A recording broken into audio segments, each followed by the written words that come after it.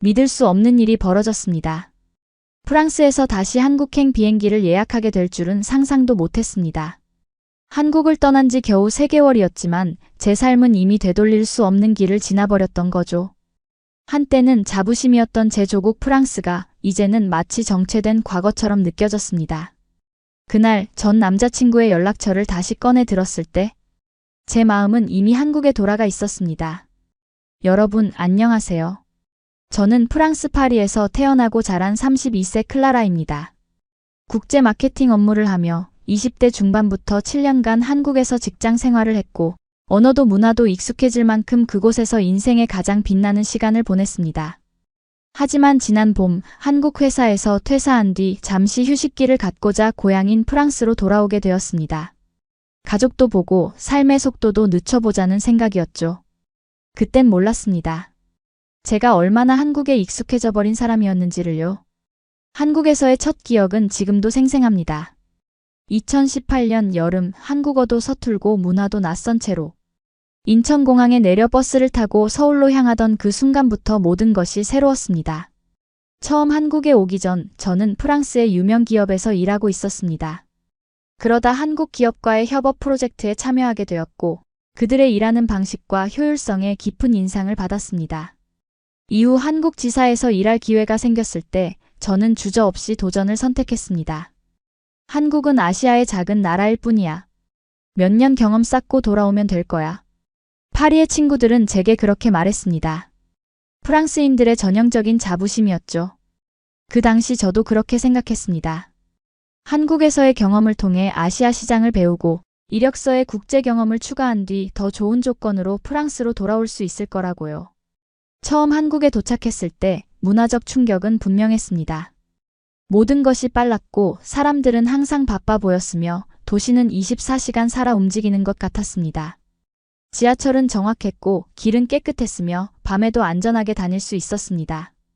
하지만 저는 그것을 발전도상국의 특별한 노력이라고 생각했습니다. 파리의 여유로움과 예술적 감성에 비하면 서울은 너무 기계적이고 획일화된 도시처럼 느껴졌으니까요. 그렇게 저는 서울 생활을 시작했습니다. 처음에는 적응하기 어려웠습니다. 한국어를 배우는 것도 회사 문화에 적응하는 것도 쉽지 않았습니다. 특히 한국 기업의 빠른 의사결정 속도와 일에 대한 몰입도는 프랑스에서 경험해보지 못한 것이었습니다. 왜 이렇게 급할까? 라는 생각을 자주 했습니다. 시간이 지나면서 저는 서서히 한국 생활에 익숙해졌습니다. 한국어 실력이 늘면서 동료들과 더 깊은 대화를 나눌 수 있었고 한국 문화를 이해하게 되었습니다. 회사에서는 제 국제적 시각이 인정받았고 프로젝트를 성공적으로 이끌어 나가며 인정을 받았습니다. 어느새 7년이라는 시간이 흘렀습니다. 제 생활은 완전히 한국화되어 있었습니다. 아침에 일어나 배달앱으로 아메리카노를 주문하고 지하철을 타고 출근하며 웹툰을 보고 점심은 동료들과 함께 먹고 퇴근 후에는 한강에서 라이딩을 하거나 친구들과 치맥을 즐겼습니다. 주말에는 쇼핑몰에서 쇼핑을 하고 때로는 기차를 타고 부산이나 강원도로 여행을 다녔습니다. 그리고 그곳에서 저는 태연이라는 한국 남자를 만났습니다. 그는 제 회사의 파트너 기업에서 일하는 디자이너였습니다. 우리는 프로젝트를 함께 진행하며 가까워졌고 곧 연인 관계로 발전했습니다. 태연은 저에게 더 깊은 한국 문화를 소개해 주었고 함께 한국의 많은 곳을 여행했습니다. 그의 가족들도 저를 따뜻하게 맞아주었습니다. 명절에는 함께 음식을 준비하고 가족 행사에 참여하며 저는 마치 한국에 뿌리를 내린 것처럼 느꼈습니다. 그러나 7년이 지난 후 저는 문득 갈림길에 서게 되었습니다. 회사에서는 승진의 기회가 있었지만 한편으로는 고향에 대한 그리움도 커져갔습니다. 부모님도 점점 나이가 들어가고 있었고 동생의 결혼식도 다가오고 있었습니다. 그리고 솔직히 말하자면 태연과의 관계도 약간의 변화를 겪고 있었습니다. 결혼에 대해 생각해 본 적 있어? 어느 날 태연이 물었습니다. 그 질문은 제게 큰 압박으로 다가왔습니다. 제가 한국에서 미래를 꾸려나갈 준비가 되어 있는지, 정말로 이곳에 영원히 정착할 수 있을지 확신이 서지 않았습니다. 그리고 그때 프랑스의 가족들로부터 잠시 돌아와 달라는 요청이 있었습니다. 잠시만 돌아가자. 생각할 시간이 필요해. 저는 그렇게 결정했습니다. 태연에게는 우리 관계를 다시 생각해보고 싶다고 말했고 회사에는 몇 개월간의 휴직을 신청했습니다. 모두가 이해해주었고 저는 7년 만에 프랑스로 돌아갔습니다. 그때는 몰랐습니다. 제 인생이 완전히 뒤바뀔 거라는 사실을요. 귀국 후 처음 몇 주는 낭만적이었습니다. 파리의 카페에서 크루아상과 에스프레소를 즐기고 센 강변을 산책하며 루브르 박물관과 오르세 미술관을 다시 방문했습니다. 오랜만에 만난 친구들과 와인을 마시며 밤늦게까지 대화를 나눴습니다.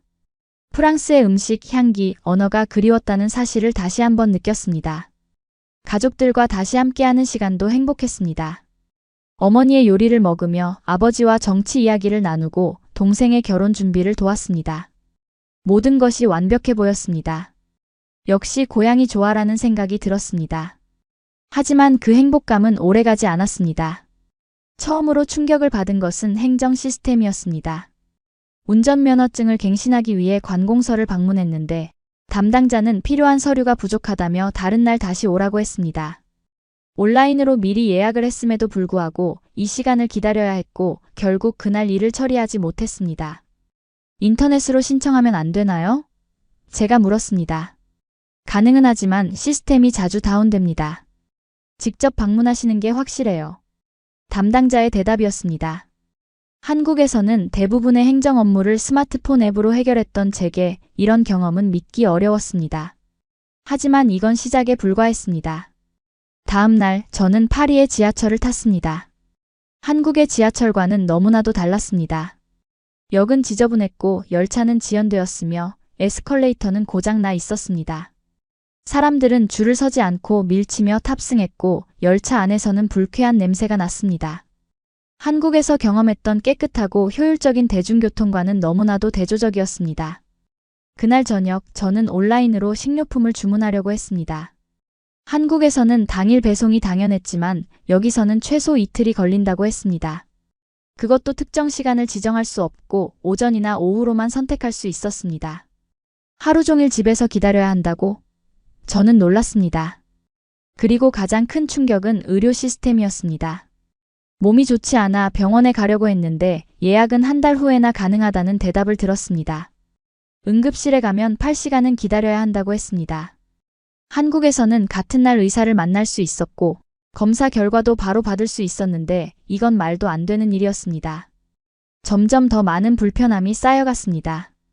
카페에서 와이파이가 제대로 작동하지 않았고 식당에서는 종업원들이 불친절했으며 상점에서는 카드 결제가 안 되는 곳도 있었습니다. 기차는 자주 파업으로 운행이 중단되었고 도로는 포트홀로 가득했습니다. 한국에서 당연하게 여겼던 많은 것들이 프랑스에서는 존재하지 않거나 매우 불편했습니다. 그러던 어느 날 저는 우연히 한국 친구와 영상통화를 하게 되었습니다. 그녀는 서울의 카페에서 전화를 받았는데 배경에서 보이는 모든 것이 제게는 이제 너무나 그리운 것들이었습니다.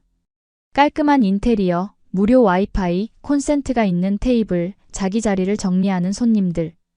그리고 무엇보다 그 효율성과 편리함이 그리웠습니다. 프랑스는 어때? 역시 파리가 최고지?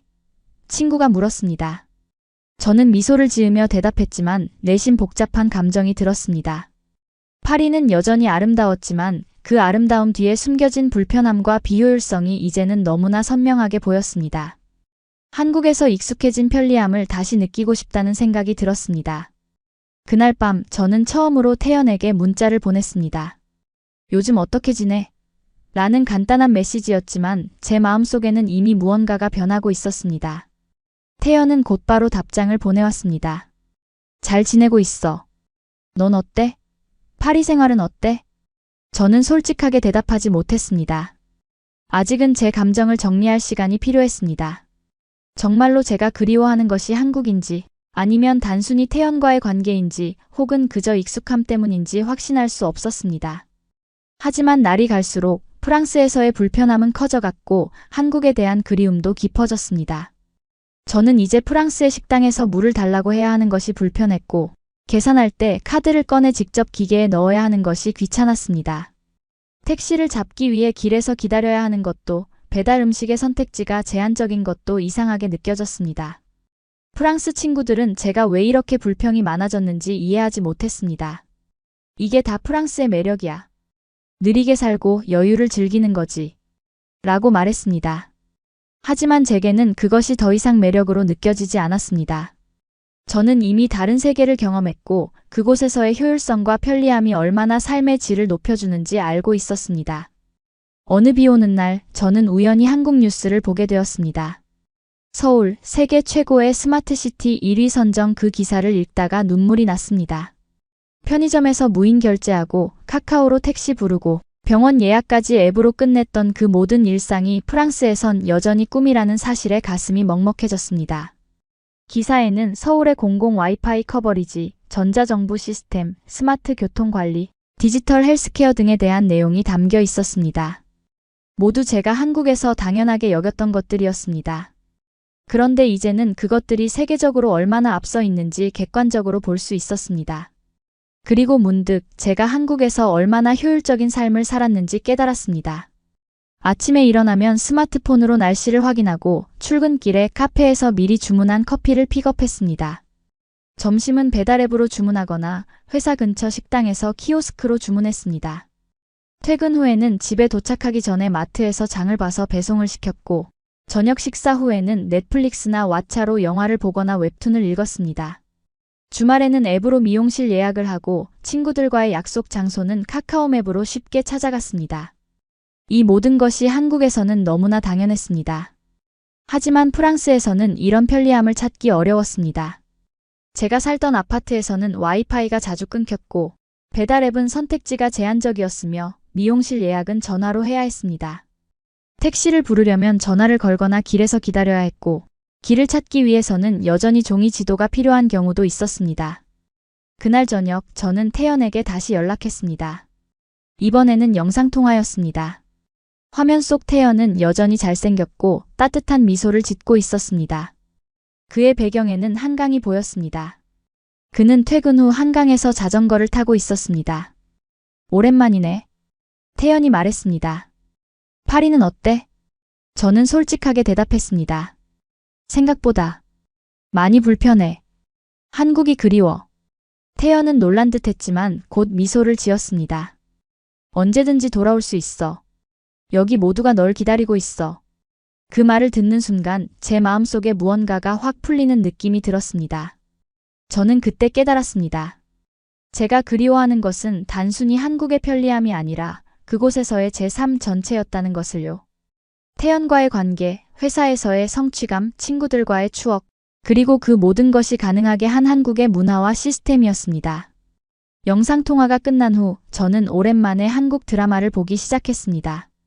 배경에 보이는 서울의 모습, 등장인물들이 사용하는 앱과 기기들, 그들의 생활 방식, 모든 것이 제게는 이제 너무나 그립고 익숙한 것들이었습니다. 저는 그제서야 제가 얼마나 한국에 적응했는지, 그리고 그것이 얼마나 제 삶의 일부가 되었는지 깨달았습니다. 다음 날 저는 파리의 한국 식당에 갔습니다. 그곳에서 비빔밥을 먹으며 주변의 한국인들과 한국어로 대화를 나누었습니다. 그들 중 많은 이들이 저와 비슷한 경험을 했다고 말했습니다. 한국에서 살다가 프랑스로 돌아왔을 때 문화적 충격을 경험했다는 거죠. 프랑스는 아름답지만 한국의 효율성에 익숙해지면 돌아오기 어려워요. 한 여성이 말했습니다. 저도 처음에는 적응하기 어려웠어요. 하지만 시간이 지나면 괜찮아질 거예요. 하지만 저는 확신할 수 없었습니다. 제게는 더 이상 시간이 지나면 괜찮아질 문제가 아니었습니다. 이것은 두 문화 사이의 근본적인 차이였고 저는 이미 한국의 방식을 더 선호하게 되었습니다. 그날 밤 저는 프랑스에 있는 한국 기업들에 대해 알아보기 시작했습니다. 혹시 파리에서 한국 기업에 취직할 수 있다면 두 문화 사이의 균형을 찾을 수 있지 않을까 하는 생각이 들었습니다. 하지만 곧 그것이 해결책이 아니라는 것을 깨달았습니다. 제가 그리워하는 것은 단순히 회사 문화가 아니라 한국 사회 전체의 시스템이었습니다. 한국에 대한 그리움이 깊어지는 가운데 저는 프랑스에서의 생활을 다시 시작하려고 노력했습니다. 취업 활동을 시작했고 몇 군데 면접을 보았습니다. 한국에서의 경험을 강조하자 많은 기업들이 관심을 보였습니다. 특히 아시아 시장에 진출하려는 회사들은 제 경험을 높이 평가했습니다. 마침내 저는 파리의 한 마케팅 회사에 취직했습니다. 그곳은 한국을 포함한 아시아 시장을 담당하는 부서였고 제 역할은 아시아 클라이언트들과 소통하는 것이었습니다. 첫날부터 저는 열정적으로 일했습니다. 드디어 제 경험을 활용할 수 있는 자리를 찾았다는 기쁨이 컸습니다. 하지만 곧 문제점이 드러났습니다. 프랑스 회사의 업무 방식은 한국과 너무 달랐습니다. 의사결정이 느렸고 회의는 길었으며 이메일 응답은 하루 이상 걸리는 경우가 많았습니다. 한국 클라이언트들은 빠른 응답과 효율적인 처리를 원했지만 제 회사는 그런 속도를 따라가지 못했습니다. 왜 이렇게 오래 걸리나요? 한국 클라이언트가 물었을 때 저는 변명할 수밖에 없었습니다. 프랑스는 업무 방식이 조금 달라요. 조금만 기다려주시면 최선을 다해 처리하겠습니다. 그러나 내심 저도 답답했습니다. 한국에서 일할 때는 이런 문제가 없었습니다. 결정은 빠르게 이루어졌고 업무는 효율적으로 처리되었으며 클라이언트의 요구에 신속하게 대응할 수 있었습니다. 하지만 여기서는 모든 것이 느렸고 복잡했습니다. 동료들은 제가 너무 서두른다고 생각했습니다. 클라라, 이건 프랑스야.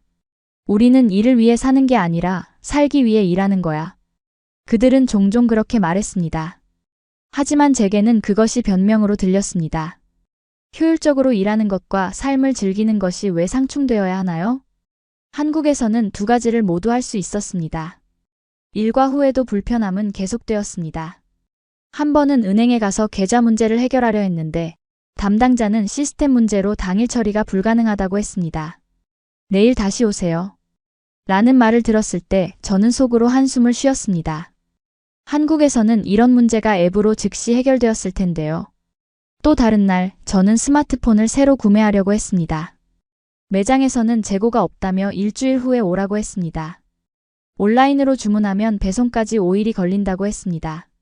한국에서는 당일 혹은 2일 배송이 당연했는데 이런 차이가 믿기지 않았습니다. 점점 더 한국에 대한 그리움이 커져갔습니다. 저는 파리 곳곳에서 한국의 흔적을 찾아다녔습니다. 한인 마트에서 장을 보고 한국 식당에서 식사를 하고 한국 카페에서 시간을 보냈습니다. 프랑스에 있는 한국 문화원도 자주 방문했습니다. 그곳에서 열리는 한국 영화 상영회나 문화 행사에 참여하면서 잠시나마 그리움을 달랬습니다. 그러던 어느 날 문화원에서 한국의 디지털 혁신에 관한 강연이 있었습니다. 강연자는 한국의 전자정부 시스템, 오지 인프라, 스마트시티 프로젝트 등에 대해 설명했습니다. 그리고 마지막에 이런 말을 했습니다. 한국은 이미 디지털 미래에 살고 있습니다. 다른 나라들이 아직 계획을 세우고 있을 때 한국은 이미 그것을 실현하고 있죠. 그 말이 제 마음에 깊이 와닿았습니다. 맞습니다. 한국은 미래에 살고 있었습니다. 그리고 저는 그 미래를 경험했던 사람으로서 이제 과거로 돌아온 것 같은 느낌이었습니다. 강연이 끝난 후 저는 강연자와 이야기를 나눌 기회가 있었습니다. 그분은 한국에서 오신 IT 전문가였는데 저의 이야기를 듣고 공감해 주셨습니다. 많은 외국인들이 한국에서 살다가 본국으로 돌아가면 비슷한 경험을 해요. 한국의 디지털 인프라와 편리함에 익숙해지면 다른 곳에서는 불편함을 느끼게 되죠. 그분의 말씀에 위로가 되었습니다. 제가 느끼는 것이 단지 제 개인적인 감정이 아니라 객관적인 차이에서 오는 것이라는 사실을 확인받은 느낌이었습니다. 그날 밤 저는 태연에게 다시 연락했습니다. 이번에는 좀 더 진지한 대화를 나눴습니다. 정말로 한국이 그리워? 태연이 물었습니다. 응, 생각보다 훨씬 더. 제가 대답했습니다. 여기서의 생활이 불편해. 한국의 효율성과 편리함이 그리워. 태연은 잠시 침묵했다가 말했습니다. 그럼 다시 돌아올 생각은 없어? 그 질문에 저는 가슴이 뛰었습니다. 정말로 다시 한국으로 돌아갈 수 있을까요? 제 경력은 어떻게 되고 가족들은 어떻게 생각할까요? 그리고 태연과의 관계는? 우리가 헤어지기 전의 문제들은 어떻게 해결할 수 있을까요? 아직 확실하지 않아. 생각할 시간이 필요해. 제가 대답했습니다. 태연은 이해한다고 했습니다. 천천히 생각해봐. 어떤 결정을 내리든 내가 행복했으면 좋겠어.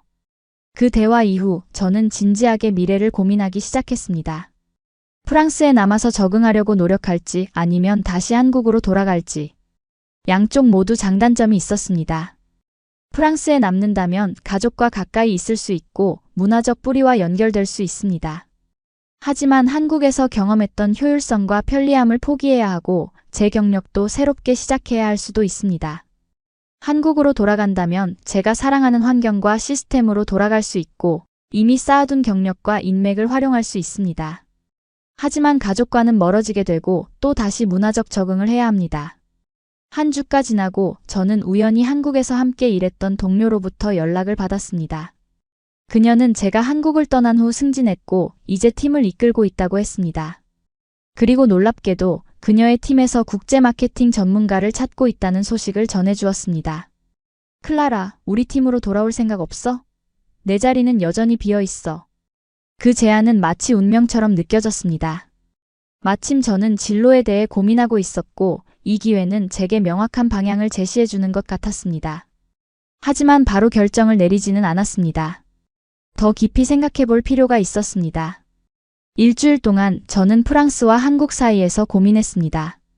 양쪽의 장단점을 리스트로 작성해 보기도 하고 가족과 친구들과 상담도 했습니다. 부모님은 제가 다시 멀리 떠나는 것을 걱정했지만 제 행복을 위해서라면 지지해 주겠다고 했습니다. 네가 행복하다면 우리도 행복해. 비행기 타고 만나러 갈 수 있잖아. 어머니가 말씀하셨습니다. 친구들의 의견은 나뉘었습니다. 일부는 프랑스에 남아 적응하라고 조언했고 다른 일부는 한국으로 돌아가 행복을 찾으라고 말했습니다. 결국 이 결정은 온전히 제 몫이었습니다. 결정을 내리기 위해 저는 좀 더 객관적인 시각으로 두 나라를 비교해보기 시작했습니다. 단순히 감정적인 그리움이 아니라 제 삶의 질과 미래에 대한 진지한 고려였습니다. 먼저 경력적인 측면에서 생각해보았습니다. 한국의 기업 문화는 빠르고 효율적이지만 때로는 경직되고 위계적일 수 있습니다. 프랑스는 좀 더 여유롭고 개인의 창의성을 존중하지만 의사결정이 느리고 변화에 저항적일 수 있습니다. 제 경력 목표를 생각할 때 한국의 환경이 더 도전적이고 성장할 기회가 많다고 느꼈습니다.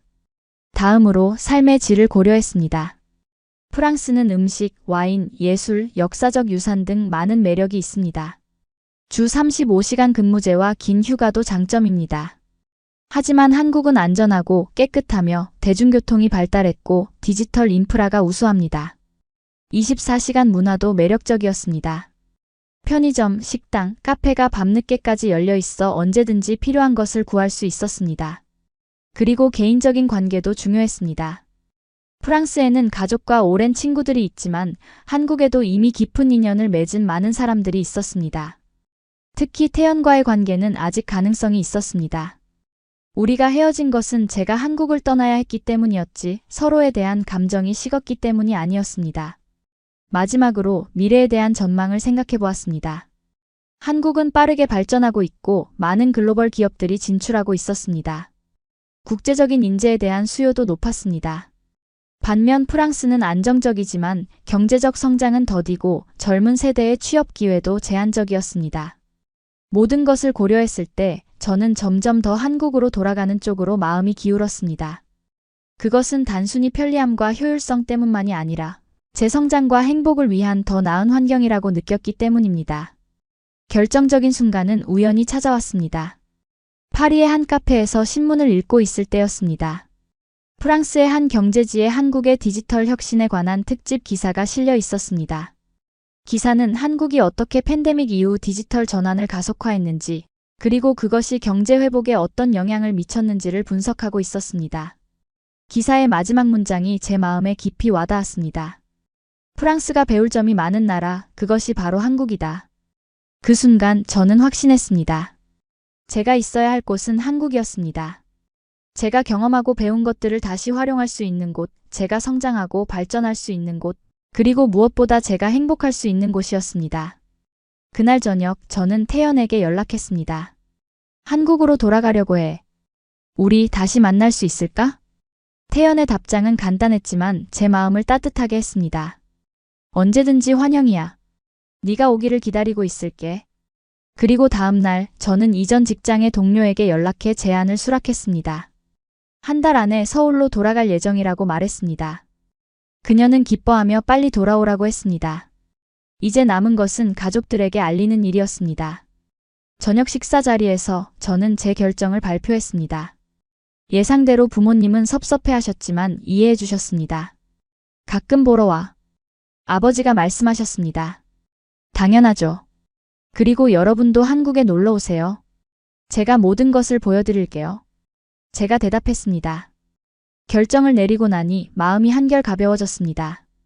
이제 떠날 준비를 시작해야 했습니다. 프랑스에서의 일자리를 정리하고 아파트 계약을 종료하고 짐을 꾸리고 비행기 표를 예약해야 했습니다. 하지만 그 모든 것이 이제는 부담이 아니라 새로운 시작을 향한 설레는 단계처럼 느껴졌습니다.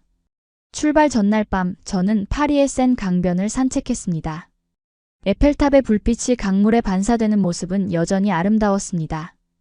프랑스는 제 고향이고 항상 제 일부로 남을 것입니다. 하지만 이제 저는 제 마음의 새로운 고향, 한국으로 돌아갈 준비가 되어 있었습니다. 다음 날 저는 샤를 드골 공항에서 인천행 비행기에 탑승했습니다. 11시간의 비행 동안 저는 한국에서의 새로운 시작에 대해 상상했습니다. 이전과는 다른 시각으로 한국을 바라볼 수 있을 것 같았습니다. 이제는 단순히 외국인으로서가 아니라 한국의 가치를 진정으로 이해하고 존중하는 사람으로서 말이죠. 비행기가 인천공항에 착륙했을 때 가슴이 두근거렸습니다. 입국장에서 나오자 태연이 기다리고 있었습니다. 그의 미소를 보는 순간 제가 올바른 결정을 내렸다는 확신이 들었습니다. 돌아온 걸 환영해. 태연이 말했습니다. 우리는 공항철도를 타고 서울로 향했습니다. 창밖으로 보이는 한국의 풍경이 너무나 반가웠습니다.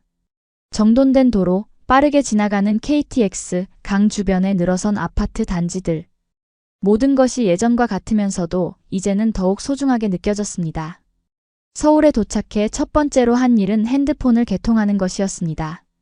통신사 매장에서 30분 만에 모든 절차가 완료되었고 바로 카카오톡과 네이버 앱을 다운로드했습니다. 다시 한국의 디지털 생태계에 연결되는 순간 마치 집에 돌아온 것 같은 느낌이 들었습니다. 그날 저녁 태연과 함께 한강공원을 산책했습니다. 한강을 따라 조성된 공원에는 많은 사람들이 자전거를 타거나 조깅을 하고 있었습니다. 밤에도 안전하고 깨끗한 공공공간이 있다는 것이 얼마나 소중한지 이제야 깨달았습니다. 파리의 센 강도 아름답지만 한강은 더 활기차고 안전해. 제가 말했습니다. 태연은 웃으며 대답했습니다. 네가 한국을 그렇게 좋아할 줄은 몰랐어. 나도 몰랐어. 떠나보니까 알게 됐지. 제가 대답했습니다. 다음 날 저는 새로운 회사에 출근했습니다. 예전에 함께 일했던 동료들이 반갑게 맞아주었고 새로운 팀원들도 친절하게 대해주었습니다. 회사는 제가 떠났을 때보다 더 성장해 있었고 제가 맡게 될 프로젝트도 흥미로웠습니다. 국제적인 배경을 가진 제가 중요한 역할을 할 수 있을 것 같았습니다. 한국에서의 새로운 생활이 시작되었습니다. 이전에 살았던 동네 근처에 새 아파트를 구했고 태연과의 관계도 다시 시작했습니다. 우리는 이전의 문제들을 솔직하게 이야기하고 더 나은 관계를 위해 노력하기로 했습니다. 프랑스에서 돌아온 후 저는 한국의 일상을 더욱 깊이 이해하고 감사하게 되었습니다. 아침에 편의점에서 커피를 사 마시는 것, 지하철에서 스마트폰으로 웹툰을 읽는 것, 점심시간에 푸드코트에서 키오스크로 주문하는 것, 퇴근 후 집에 도착하기 전에 앱으로 장을 보는 것. 이 모든 일상이 얼마나 효율적이고 편리한지 새삼 느꼈습니다. 특히 한국의 의료 시스템은 제게 큰 감동을 주었습니다. 건강검진을 받기 위해 병원에 갔을 때 모든 과정이 디지털화되어 있고 효율적으로 운영되는 것을 보았습니다. 예약부터 검사, 결과 확인까지 모든 것이 신속하게 이루어졌습니다. 프랑스에서는 상상할 수 없는 속도였습니다.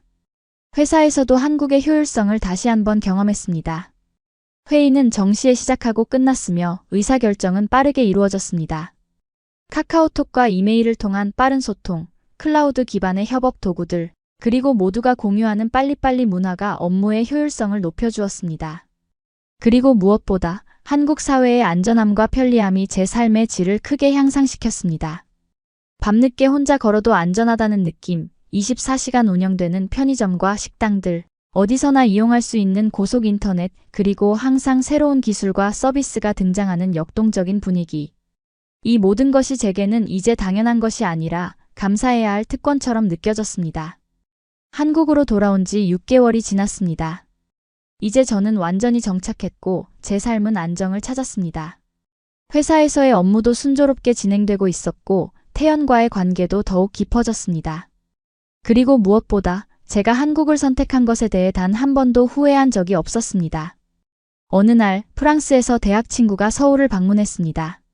소피는 관광차 아시아 여행을 하고 있었고 서울이 그녀의 첫 번째 목적지였습니다. 저는 그녀에게 서울을 소개해 주기로 했습니다. 와, 여기 정말 깨끗하고 모든 게 효율적이네. 공항에서 서울로 오는 길에 소피가 말했습니다. 지하철도 깨끗하고 정확하고 와이파이도 빠르고. 저는 미소를 지었습니다. 이제 막 시작이야. 한국의 진짜 매력은 더 많아. 저는 소피에게 서울의 다양한 모습을 보여주었습니다. 전통과 현대가 공존하는 광화문 광장, 활기찬 에너지가 넘치는 홍대와 강남, 그리고 평화로운 자연이 있는 남산과 한강공원까지. 소피는 모든 것에 감탄했습니다. 특히 그녀는 한국의 디지털 인프라에 놀라워했습니다.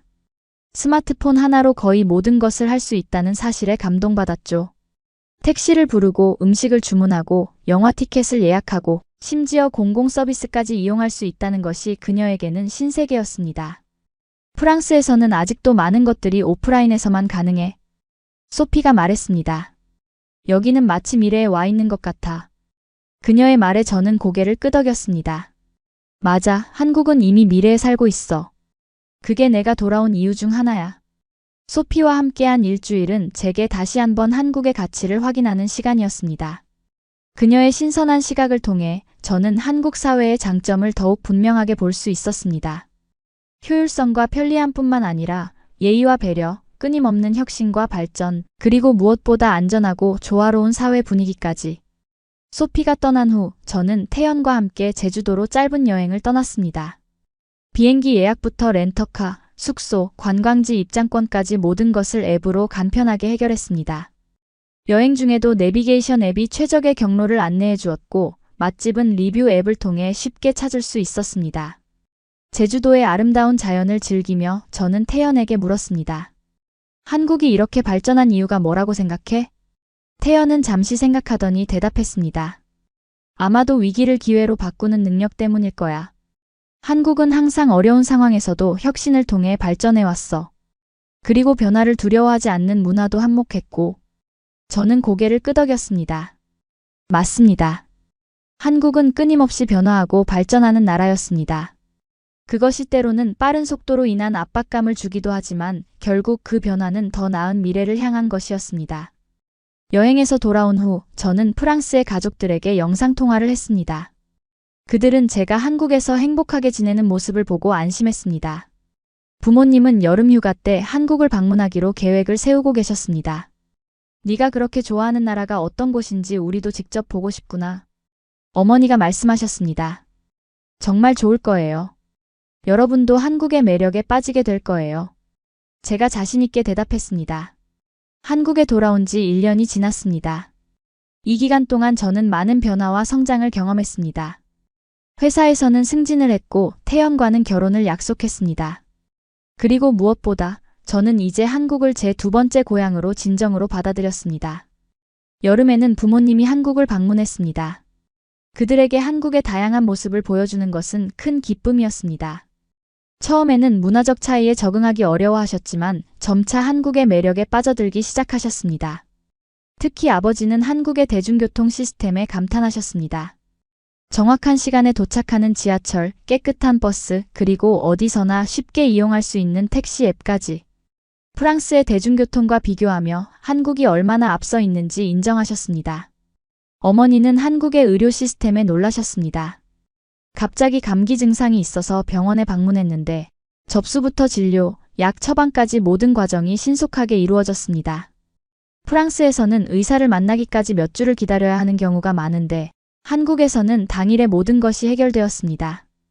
이제 왜 네가 한국을 선택했는지 이해가 돼. 떠나기 전날 저녁 아버지가 말씀하셨습니다.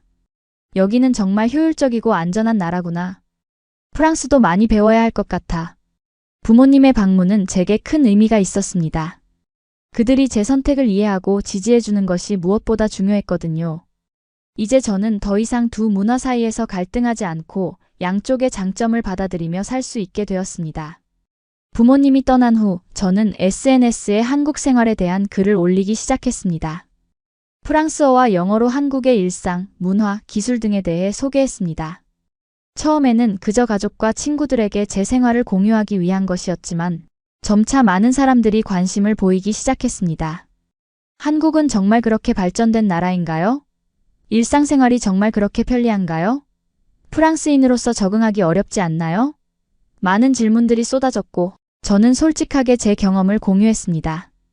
특히 프랑스 친구들 중에는 한국에 관심을 갖게 된 이들이 많아졌습니다. 한국 문화에 대한 관심이 높아지면서 한국 여행을 계획하거나 심지어 한국에서 일할 기회를 찾는 친구들도 생겼습니다. 저는 그들에게 조언을 해주고 때로는 한국 회사와 연결해주기도 했습니다. 어느 날 프랑스의 한 경제지로부터 인터뷰 요청을 받았습니다. 그들은 왜 프랑스인이 한국을 선택했는가라는 주제로 특집 기사를 준비하고 있었고 제 이야기에 관심을 보였습니다.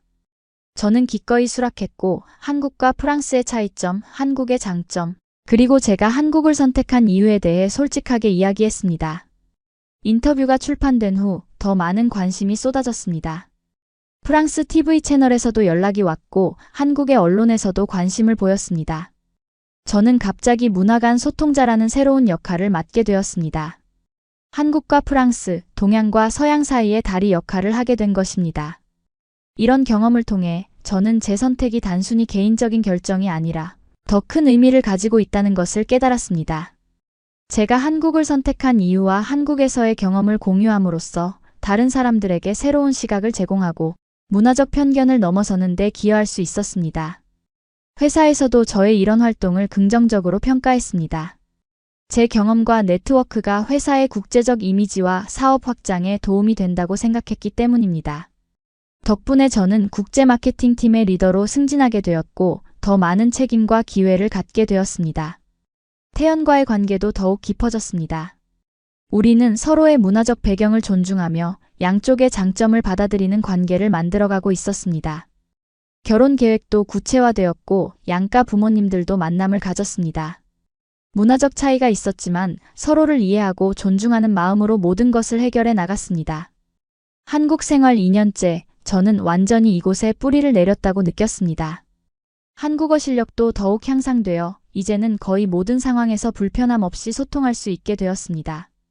한국의 문화와 관습에도 더욱 익숙해져서 이제는 외국인으로서가 아니라 이곳의 일원으로 살아가고 있다고 느꼈습니다. 그리고 무엇보다 저는 한국의 발전과 혁신을 직접 경험하며 성장하고 있었습니다. 디지털 전환, 인공지능, 로봇공학 등 첨단 기술 분야에서 한국은 세계적인 리더로 자리 잡고 있었고 그 중심에서 일할 수 있다는 것은 큰 특권이었습니다. 태연과 저는 결혼식 날짜를 정했습니다. 한국과 프랑스의 문화를 조화롭게 담아낸 결혼식을 계획했고 양국의 가족과 친구들이 모두 참석할 수 있도록 준비했습니다. 그것은 단순한 결혼식이 아니라 두 문화의 만남과 화합을 상징하는 행사가 될 것이었습니다. 결혼 준비를 하면서 저는 다시 한번 한국의 효율성과 편리함을 체감했습니다. 웨딩 플래너와의 소통은 카카오톡으로 이루어졌고 모든 예약과 결제는 온라인으로 간편하게 진행되었습니다. 청첩장도 디지털로 제작하여 전송했고 하객들의 참석 여부도 앱으로 손쉽게 확인할 수 있었습니다. 프랑스 가족들이 한국을 방문했을 때 그들은 이런 효율성에 놀라워했습니다. 프랑스에서 결혼 준비는 최소 1년이 걸리는데 여기서는 3개월 만에 모든 것이 완벽하게 준비되다니 어머니가 감탄하셨습니다. 결혼식 날 저는 한복을 입고 전통 의식을 치렀습니다. 그리고 나서 서양식 드레스로 갈아입고 현대적인 예식을 진행했습니다. 두 문화의 아름다운 조화였습니다. 하객들은 한국과 프랑스의 음식을 즐기며 양국의 음악과 춤을 감상했습니다. 그날은 제 인생에서 가장 행복한 날 중 하나였습니다. 신혼여행은 프랑스와 한국을 모두 포함하는 여정으로 계획했습니다. 프랑스에서는 태연에게 제 고향과 문화를 소개하고 한국에서는 제주도와 강원도의 아름다운 자연을 함께 즐겼습니다. 두 나라의 아름다움과 매력을 모두 경험하는 특별한 여행이었습니다. 여행에서 돌아온 후 우리는 서울 근교에 새 집을 마련했습니다. 한국의 효율적인 교통 시스템 덕분에 도심에서 약간 떨어진 곳에 살면서도 출퇴근에 불편함이 없었습니다. 우리의 집은 프랑스와 한국의 스타일을 조화롭게 담아냈습니다. 프랑스의 클래식한 가구와 예술 작품, 한국의 현대적인 가전제품과 스마트홈 시스템이 공존하는 공간이었습니다. 결혼 생활이 시작되고 저는 더욱 한국 사회에 깊이 통합되어 갔습니다. 태연의 가족과 친척들은 저를 따뜻하게 맞아주었고 문화적 차이를 이해하고 존중해 주었습니다. 처음에는 언어와 관습의 차이로 어려움도 있었지만 서로에 대한 존중과 열린 마음으로 모든 것을 해결해 나갔습니다. 직장에서도 저는 더욱 중요한 역할을 맡게 되었습니다. 우리 회사는 유럽 시장 진출을 확대하고 있었고 저는 그 프로젝트의 핵심 멤버로 선정되었습니다. 프랑스와 유럽의 문화와 비즈니스 환경을 이해하는 제 경험이 큰 자산이 되었습니다. 이 프로젝트를 통해 저는 한국 기업의 혁신성과 추진력을 더욱 깊이 경험할 수 있었습니다. 한국 기업들은 새로운 시장에 진출할 때도 빠르고 효율적이었습니다. 철저한 시장 조사를 바탕으로 전략을 수립하고 현지 문화와 소비자의 니즈에 맞게 제품과 서비스를 조정했습니다. 그리고 무엇보다 실패를 두려워하지 않고 끊임없이 도전하는 정신이 인상적이었습니다. 프로젝트가 성공적으로 진행되면서 저는 프랑스와 다른 유럽 국가들을 자주 방문하게 되었습니다. 그때마다 느끼는 것은 한국과 유럽의 간극이 생각보다 크다는 사실이었습니다. 특히 디지털 인프라와 서비스 측면에서 한국은 유럽보다 몇 년 앞서 있었습니다. 한 번은 파리에서 회의를 마치고 호텔로 돌아가는 길에 택시를 잡으려고 길가에서 한참을 기다려야 했습니다. 그때 문득 한국에서는 스마트폰으로 몇 초 만에 택시를 부를 수 있다는 사실이 떠올랐습니다. 이런 작은 차이들이 모여 삶의 질을 크게 좌우한다는 것을 다시 한번 실감했습니다. 또 다른 날, 파리의 한 레스토랑에서 식사를 하던 중 카드 결제 시스템이 다운되어 현금으로만 결제가 가능하다는 안내를 받았습니다. 한국에서는 이미 여러 결제 수단이 준비되어 있어 이런 상황이 거의 발생하지 않는다는 사실이 떠올랐습니다. 이런 경험들을 통해 저는 제가 한국을 선택한 이유를 다시 한번 확인할 수 있었습니다. 그것은 단순히 편리함 때문만이 아니라 미래지향적인 사회에서 살고 싶다는 열망 때문이었습니다. 한국은 끊임없이 발전하고 혁신하는 나라였고 그 속에서 저도 함께 성장할 수 있었습니다. 유럽 출장에서 돌아올 때마다 저는 인천공항에 도착하는 순간부터 안도감을 느꼈습니다. 빠르고 효율적인 입국 절차, 깨끗하고 현대적인 시설, 그리고 공항에서 서울까지 연결되는 완벽한 교통 시스템까지 모든 것이 저에게는 이제 집으로 돌아오는 느낌을 주었습니다. 태연은 항상 제가 출장에서 돌아오면 공항에 마중을 나와 주었습니다. 그의 따뜻한 미소를 보는 순간 모든 피로가 사라지는 것 같았습니다. 우리는 함께 집으로 돌아가며 서로의 소식을 나누었습니다. 그런 소소한 일상이 제게는 큰 행복이었습니다. 어느 날 태연이 뜻밖의 제안을 했습니다. 우리 유튜브 채널을 만들어 볼까? 클라라의 한국 생활과 한국의 매력에 대해 소개하는 콘텐츠야. 처음에는 망설였지만 곧 그 아이디어에 흥미를 느꼈습니다. 제 경험과 시각이 다른 사람들에게 도움이 될 수 있다면 그것은 의미 있는 일이 될 것 같았습니다. 그래서 우리는 클라라의 한국 사랑이라는 유튜브 채널을 개설했습니다. 처음에는 간단한 영상으로 시작했습니다. 한국의 일상생활, 문화적 차이, 외국인으로서 적응하는 팁 등을 소개했습니다. 점차 콘텐츠의 범위를 넓혀 한국의 기술과 혁신, 비즈니스 문화, 관광 명소 등 다양한 주제를 다루기 시작했습니다. 놀랍게도 채널은 빠르게 인기를 얻었습니다. 특히 유럽과 북미의 시청자들이 많았고 한국에 관심이 있거나 한국 방문을 계획하는 사람들이 주로 시청했습니다. 댓글 섹션에는 많은 질문과 감사의 메시지가 쏟아졌고 우리는 성실하게 소통하며 채널을 키워나갔습니다. 채널이 성장하면서 우리는 더 다양한 콘텐츠를 만들기 시작했습니다. 한국의 다양한 지역을 소개하는 여행 브이로그, 한국 요리를 배우는 쿠킹 클래스, 한국어 학습 팁, 그리고 한국의 최신 기술과 트렌드를 소개하는 영상까지. 모든 콘텐츠는 제 솔직한 경험과 시각을 바탕으로 했고 그래서 많은 사람들이 공감하고 신뢰할 수 있었습니다. 특히 인기 있었던 시리즈는 프랑스 vs 한국이었습니다. 두 나라의 문화, 생활 방식, 인프라, 음식 등을 비교하는 콘텐츠였죠. 저는 항상 공정하게 양쪽의 장단점을 소개하려고 노력했지만 많은 시청자들은 한국의 효율성과 편리함에 놀라워했습니다. 한국이 정말 그렇게 발전된 나라인가요? 정말 밤에도 안전하게 다닐 수 있나요? 모든 행정 업무를 앱으로 처리할 수 있다니 믿기지 않아요. 많은 댓글들이 한국의 발전상에 대한 놀라움을 표현했습니다. 이런 반응들을 보면서 저는 제가 이미 한국의 일상에 너무 익숙해져 있다는 사실을 깨달았습니다. 제게는 당연한 것들이 다른 나라 사람들에게는 놀라운 혁신으로 보였습니다. 그리고 그런 시각의 차이를 통해 저는 다시 한번 한국의 가치를 새롭게 볼 수 있었습니다.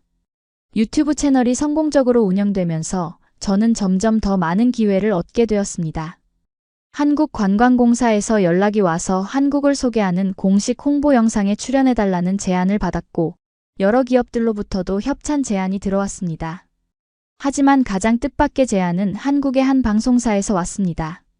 그들은 외국인의 시각에서 한국을 재발견하는 다큐멘터리 시리즈를 기획하고 있었고, 저를 메인 MC로 섭외하고 싶다고 했습니다. 처음에는 두려움도 있었지만 태연의 격려로 용기를 내어 수락했습니다. 다큐멘터리는 한국의 다양한 지역과 문화를 소개하는 내용이었습니다. 저는 카메라 앞에서 솔직하고 자연스럽게 제 생각과 느낌을 표현했고, 시청자들은 그런 진정성에 호응했습니다. 프로그램은 예상보다 높은 시청률을 기록했고 2시즌까지 제작되었습니다. 방송 활동을 통해 저는 한국의 더 많은 면모를 발견할 수 있었습니다. 촬영을 위해 전국 각지를 다니면서 저는 서울 밖의 한국을 경험했습니다. 부산의 활기찬 시장과 아름다운 해변, 전주의 전통 한옥과 맛있는 음식, 경주의 역사적 유적, 제주도의 환상적인 자연까지. 한국은 제가 생각했던 것보다 훨씬 다양하고 풍부한 나라였습니다. 특히 인상적이었던 것은 지방 도시들의 발전상이었습니다. 서울만큼은 아니지만 다른 도시들도 스마트시티로의 전환을 활발히 진행하고 있었고, 각자의 특색을 살린 발전 전략을 추진하고 있었습니다. 이것은 프랑스와 큰 차이점이었습니다. 프랑스는 파리를 중심으로 발전이 이루어지고 지방 도시들은 상대적으로 소외되는 경향이 있었거든요. 다큐멘터리 촬영 중에 만난 많은 한국인들도 제게 깊은 인상을 남겼습니다. 그들의 환대와 친절함, 그리고 무엇보다 열정과 근면함이 인상적이었습니다. 어디를 가든 사람들은 자신의 일에 자부심을 가지고 최선을 다하고 있었습니다. 그것이 한국이 빠르게 발전할 수 있는 원동력이라고 느꼈습니다. 방송 활동이 끝난 후 저는 더 큰 꿈을 갖게 되었습니다. 단순히 한국의 매력을 소개하는 것을 넘어 한국과 프랑스, 나아가 아시아와 유럽 사이의 문화적, 경제적 교류를 촉진하는 일을 하고 싶었습니다. 그래서 저는 글로벌 브릿지라는 컨설팅 회사를 설립했습니다. 우리 회사는 한국 기업의 유럽 진출과 유럽 기업의 한국 진출을 돕는 서비스를 제공했습니다. 단순한 통역이나 번역을 넘어 문화적 차이를 이해하고 효과적인 커뮤니케이션 전략을 수립하는 데 중점을 두었습니다. 태연도 그의 디자인 역량을 활용해 회사에 합류했고, 우리는 함께 사업을 키워나갔습니다. 창업 초기에는 어려움도 많았습니다. 사업 계획을 세우고 고객을 유치하고 법적, 행정적 절차를 밟는 과정에서 많은 도전이 있었습니다. 하지만 한국의 효율적인 시스템 덕분에 우리는 상상했던 것보다 빠르게 회사를 설립하고 운영할 수 있었습니다. 특히 한국의 스타트업 지원 정책은 큰 도움이 되었습니다. 정부와 지자체에서 제공하는 다양한 지원 프로그램, 창업 공간, 멘토링 서비스 등을 활용하면서 우리 회사는 안정적으로 성장할 수 있었습니다. 이런 경험을 통해 저는 한국이 얼마나 창업하기 좋은 환경인지 다시 한번 실감했습니다. 회사가 자리를 잡아가면서 우리는 더 다양한 서비스를 개발했습니다. 문화교류 프로그램, 비즈니스 매칭 서비스, 현지화 컨설팅 등 클라이언트의 니즈에 맞는 맞춤형 솔루션을 제공했습니다. 그리고 무엇보다 제 개인적인 경험과 이야기가 우리 회사의 가장 큰 자산이 되었습니다. 많은 한국 기업들이 유럽 시장 진출을 위해 우리 회사의 도움을 요청했고, 유럽 기업들도 한국 시장에 관심을 갖고 우리를 찾아왔습니다. 그들에게 저는 단순한 컨설턴트가 아니라 두 문화를 모두 이해하고 경험한 문화 번역가였습니다. 제 이야기와 경험이 그들에게 영감과 용기를 주었고, 그것이 저에게는 큰 보람이었습니다. 한국에서의 생활이 5년째로 접어들면서 저는 이제 완전히 이곳에 뿌리를 내렸다고 느꼈습니다. 한국어는 거의 원어민 수준으로 유창해졌고, 한국의 문화와 관습도 자연스럽게 받아들이게 되었습니다. 물론 여전히 프랑스인으로서의 정체성을 유지하고 있었지만, 이제는 두 문화 사이에서 균형을 찾을 수 있게 되었습니다. 태연과의 결혼 생활도 안정적이고 행복했습니다. 우리는 서로의 문화적 배경을 존중하며 양쪽의 장점을 조화롭게 삶에 적용했습니다.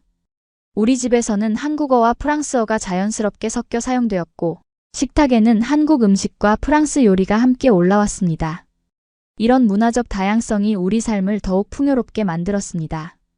회사도 꾸준히 성장하고 있었습니다.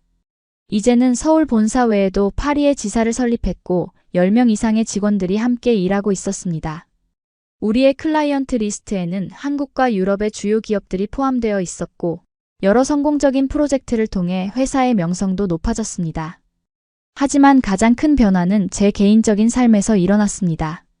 저와 태연은 부모가 되었습니다. 우리의 첫 아이 아름이가 태어난 것입니다.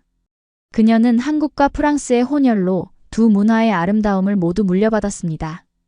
우리는 그녀가 두 문화를 모두 이해하고 사랑하며 자라기를 바랐습니다. 아이를 키우면서 저는 한국의 또 다른 측면을 경험하게 되었습니다. 한국의 육아 환경과 교육 시스템이었습니다. 처음에는 문화적 차이로 인해 혼란스러운 부분도 있었지만 점차 한국의 방식을 이해하고 받아들이게 되었습니다. 특히 인상적이었던 것은 한국의 가족 중심적인 문화였습니다. 아이가 태어나자 태연의 부모님은 물론이고 친척들까지 모두 우리를 도와주었습니다. 음식을 준비해주고 아이를 봐주고 육아 조언을 해주었습니다. 이런 가족의 지원은 프랑스에서는 경험하기 어려운 것이었고 저는 그 따뜻함과 유대감에 깊은 감동을 받았습니다. 한국 의제시도 아이 계속 편집 한국의 육아 인프라도 놀라웠습니다. 어디를 가든 수유실과 기저귀 교환대가 잘 갖춰져 있었고 유모차를 가지고 다니기에도 편리했습니다. 공원과 놀이터도 깨끗하고 안전했으며 아이들을 위한 다양한 프로그램과 시설이 있었습니다. 이런 환경은 아이를 키우는 부모에게 큰 도움이 되었습니다. 그리고 무엇보다 한국의 디지털 육아 서비스가 정말 편리했습니다. 육아 앱을 통해 아이의 성장 과정을 기록하고 필요한 정보를 얻고 다른 부모들과 소통할 수 있었습니다. 온라인으로 아이 용품을 구매하면 당일 배송이 되었고 소아과 예약도 앱으로 간편하게 할 수 있었습니다. 이런 서비스들이 바쁜 워킹맘인 제게는 정말 큰 도움이 되었습니다. 아름이가 6개월이 되었을 때 저는 일과 육아를 병행하기 위해 회사 운영 방식을 조정했습니다. 한국의 유연한 근무 환경과 디지털 인프라 덕분에 저는 재택근무와 사무실 출근을 효율적으로 조합할 수 있었습니다. 화상회의 시스템을 활용해 집에서도 효과적으로 일할 수 있었고 클라우드 기반의 협업 도구들을 통해 팀과 원활하게 소통할 수 있었습니다. 태연도 적극적으로 육아에 참여했습니다. 한국 사회가 전통적으로는 남성의 육아 참여가 적은 편이었지만 최근에는 많이 변화하고 있었습니다. 태연의 회사에서도 남성의 육아휴직을 지원했고 그는 아름이가 태어난 후 2개월간의 육아휴직을 사용했습니다. 그 시간 동안 우리는 함께 아이를 돌보며 소중한 추억을 만들었습니다.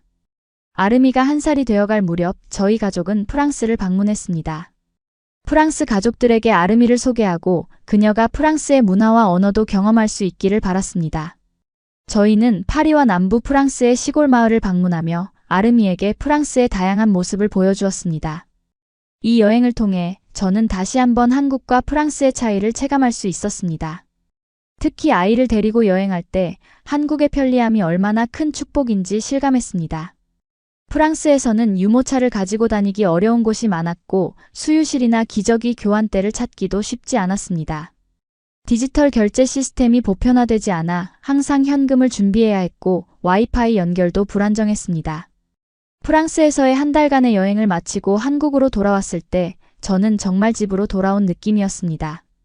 인천공항의 깨끗함과 효율성, KTX의 정확함과 편안함, 그리고 무엇보다 우리 집의 스마트홈 시스템이 주는 편리함까지.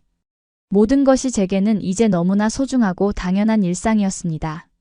아름이가 3살이 되었을 때 우리 가족에게 또 다른 변화가 찾아왔습니다. 저와 태연은 둘째 아이를 갖게 되었고 이듬해 아들 민석이가 태어났습니다. 두 아이를 키우는 것은 더 큰 도전이었지만 한국의 지원 시스템과 가족의 도움으로 우리는 잘 적응해 나갔습니다. 이 시기에 저는 제 경험을 바탕으로 책을 쓰기 시작했습니다. 두 세계 사이에서 프랑스인이 발견한 한국의 매력이라는 제목의 책이었습니다. 이 책에서 저는 한국과 프랑스의 문화적 차이, 한국 사회의 장단점, 그리고 제가 어떻게 한국에 적응하고 이곳을 사랑하게 되었는지에 대해 솔직하게 썼습니다. 책은 예상보다 큰 성공을 거두었습니다. 한국에서는 외국인의 시각으로 본 한국 사회에 대한 신선한 통찰로 주목받았고, 프랑스에서는 빠르게 변화하는 한국에 대한 최신 정보로 인기를 끌었습니다. 책은 여러 언어로 번역되었고, 저는 한국과 프랑스를 오가며 북투어를 진행했습니다. 북투어 중에 저는 많은 사람들과 대화할 기회를 가졌습니다.